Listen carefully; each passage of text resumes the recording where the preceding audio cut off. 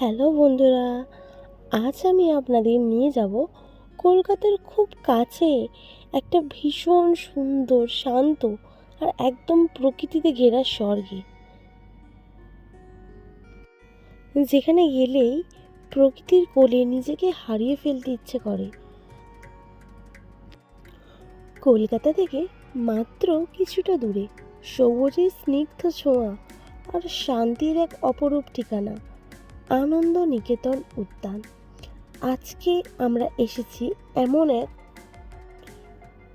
এমন এক জায়গায় যেখানে চোখ ফেরালেই শুধু সবুজ আর সবুজ, আর সাথে আছে পাখির কোলাকুলি আর মন ভালো করার মতো এক মনোরম পরিবেশ।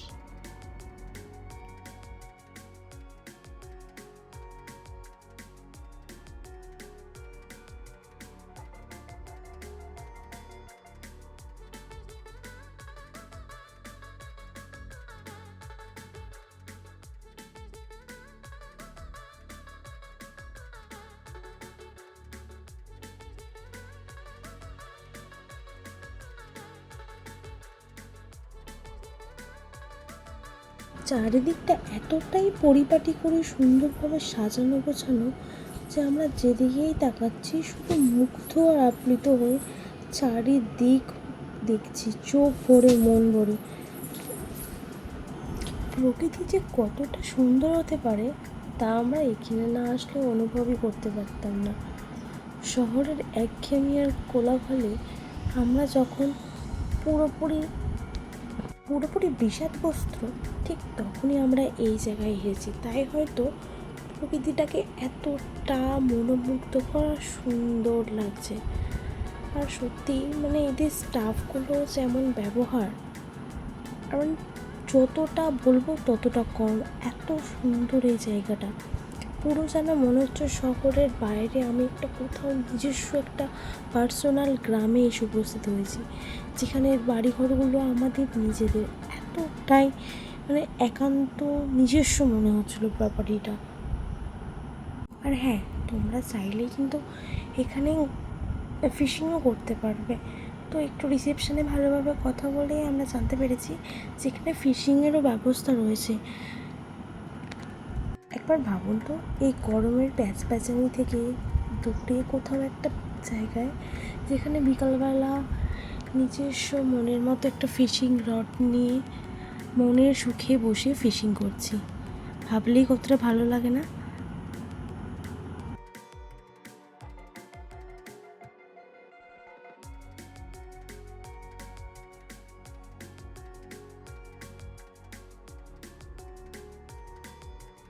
আমরা বহুবার এমন অনেক জায়গায় ঘুরতে গেছি যেখানে পরিবেশ তো খুবই ভালো, কিন্তু খাওয়া দাওয়ার স্বাদ এতটাই মানে খারাপ যে মোটামুটি ঘোরাটাই মাটি হয়ে গিয়েছিলো। কিন্তু এখানে আমরা বাঙালি থালি অর্ডার করেছিলাম, এত সুস্বাদু বাঙালি থালি, ভীষণই ভালো। প্রত্যেকটা রান্না বাঙালিয়ানায় ছোঁয়া আর সুস্বাদু, ভীষণই সুস্বাদু।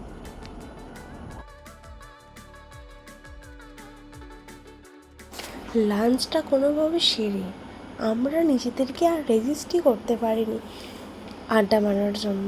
এই সুন্দর প্রকৃতি পরিবেশে প্রকৃতির কোলে নিজেদেরকে সঁপে দিয়ে সবাই মিলে আড্ডা, গল্প, হই হুল্লোড়ে মেতে উঠেছিল আমাদের দিনটা। আর দেখেছো, গল্প করতে করতে তোমাদের বলাই হয়নি এই সুন্দর জায়গাটি নাকি আবার যে কোনো প্রাইভেট অনুষ্ঠানের জন্য, অন্নপ্রাশন বা যে কোনো একটা ফ্যামিলি গেট টুগেদার এবং প্রি ওয়েডিংয়ের জন্য কিন্তু বুকিং পাওয়া যায়।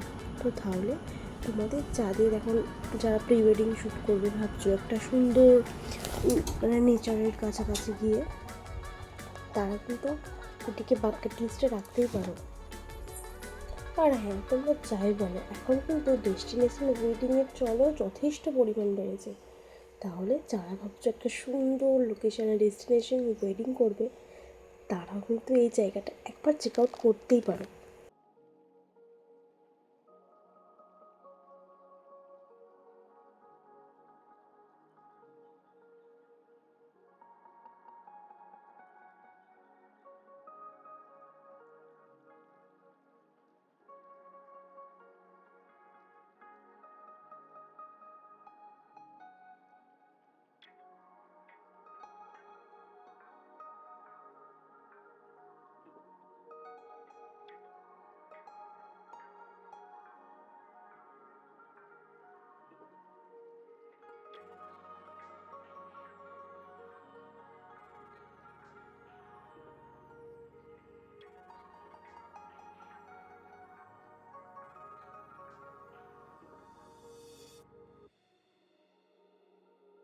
এটা হলো এই প্রপার্টির ছাদের ভিউ। তো চলো তোমাদের দেখাই, এটা হচ্ছে ডাইনিং এরিয়া।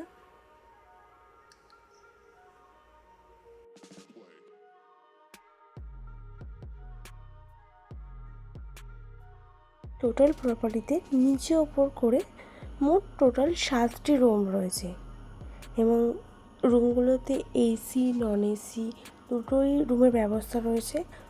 ওপরের রুমগুলো সুপার ডিউলাক্স রুম রয়েছে এবং নিচের রুমগুলোও যথেষ্ট নিট অ্যান্ড ক্লিন, পরিষ্কার। ওয়াশরুমগুলো ভীষণ পরিষ্কার।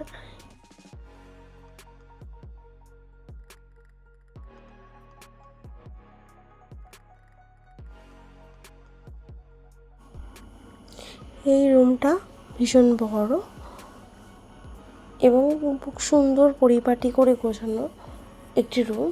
এই রুমটিতে গিজার, কোমোড সব রকমের ব্যবস্থা রয়েছে।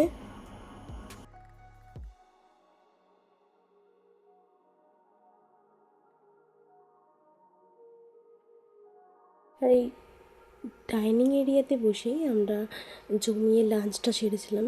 চলো তোমাদেরকে এদের কিচেনটাকেও দেখিয়ে দিই।